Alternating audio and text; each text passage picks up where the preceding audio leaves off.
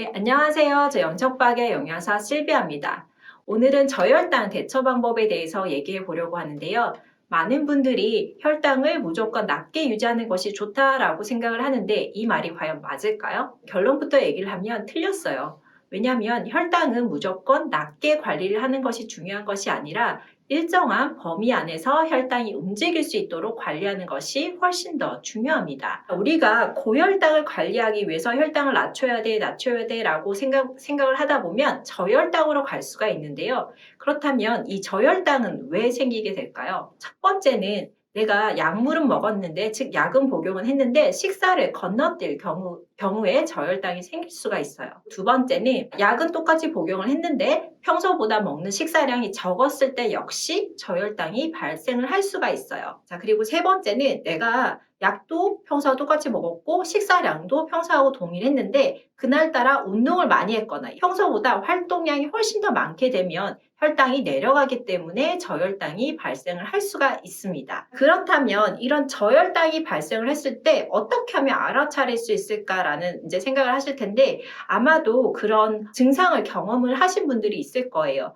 그래서 식은땀이 흐른다거나 굉장히 두통이 온다거나 시야가 조금 흐려진다거나 막 손이 막 부들부들 떨린다거나 가슴이 두근두근 거리는 그런 증상들은 이제 저혈당의 증상입니다. 이럴 때는 즉시 혈당 검사를 한번 해보아야 돼요. 해보았을 때 혈당이 70mg/dL 이하가 되면 저혈당이라고 판정을 하셔야 됩니다. 또 간혹 어떤 분들은 증상이 아예 없을 수도 있어요. 내가 혈당 검사를 했을 때 70 이하가 나오면 저혈당에 대한 대처를 하셔야 되는데 이때는 우리가 일반적으로 당뇨 환자에게 권하는 그런 음식을 드시는 게 아니라 설탕을 밥숟가락 한 스푼 정도 푸셔가지고 컵에 한 100ml 정도의 물을 담으셔서 한 반 컵 정도의 물에다 타서 바로 드셔야 됩니다. 주스가 있다고 하면 반잔 정도, 그리고 콜라나 어떤 탄산음료 괜찮습니다. 그래서 탄산음료 같은 경우 한 반잔 정도, 그리고 우리가 조그마한 요거트 같은 게 있죠. 그래서 마시는 요구르트 같은 경우 이제 조그마한 거 하나 정도를 즉시 드시면 됩니다. 자, 드시고 나서 끝나는 게 아니라 두 번째로 하셔야 되는 거는 약 15분 정도를 기다립니다.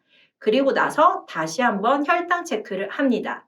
그래서 혈당 체크를 해서 내 혈당이 70 이상으로 올라가게 되면 그때부터는 일반적인 식사를 하시면 되는데 15분이 지나서 혈당 체크를 했는데도 불구하고 아직도 70 이하로 혈당이 보인다라고 했을 때는 지금 하셨던 방법을 한 번 더 동일하게 시행을 하셔야 됩니다. 그래서 이 방법은 꼭 기억을 해주시면 좋겠고요. 자, 여기서 한 가지 더 말씀을 드리고 싶은 거는 이제 우리가 낮에 저혈당이 왔을 때는 충분히 대처를 할 수가 있어요. 그런데 밤에 자다가 수면 중에도 저혈당이 올 수가 있겠죠. 그러면 수면 중에 오는 저혈당은 누군가에게 도움을 요청하기가 굉장히 어렵습니다. 수면 중에 오는 저혈당을 예방할 수 있는 방법은 무엇이 있을까?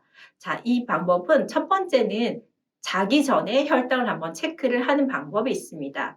자기 전에 혈당을 체크를 했을 때 120 이하가 나오게 되면 주무시기 전에 탄수화물 1교환 단위에 해당하는 이제 간식을 드셔주시면 됩니다. 그러면 탄수화물 1교환 단위에 해당하는 음식이 어떤 것이 있을까라고 이제 궁금하실 텐데요. 예를 들면 사과 하나를 먹는다든지 아니면 귤을 선택했으면 귤을 2개 정도를 드신다든지 아니면 요즘은 딸기철이죠. 그래서 딸기를 드신다고 하면 약 2컵 정도, 즉 한 양손에 가득하게 당기는 정도의 과일을 드신다든지 아니면 우유 1컵, 두유 1컵, 아니면 고구마 1개 정도에 해당하는 간식을 드셔주시고 이제 수면을 취하게 되면 수면 중에 저혈당을 예방을 하실 수가 있겠습니다.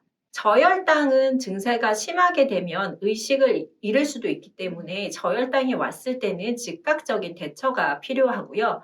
우리가 당뇨 환자들은 항상 혈당을 낮추는 데에만 굉장히 집중을 하시는데 고혈당만큼 저혈당도 굉장히 위험하기 때문에 저혈당 관리에도 관심을 가져주시면 좋겠습니다. 왜냐하면 저혈당이 올 때마다 그만큼 혈관이나 우리 몸에 굉장한 데미지를 주게 됩니다. 그래서 저혈당은 왔을 때 대처를 하는 것도 이제 중요하지만 왜냐하면 응급 상황이기 때문에 대처를 하는 것도 중요하지만 저혈당이 오지 않도록 평소에 잘 관리를 해주셨으면 좋겠습니다. 자, 오늘 제가 준비한 내용은 여기까지고요. 또 궁금하신 내용은 댓글을 이용해 주시면 좋겠습니다. 감사합니다.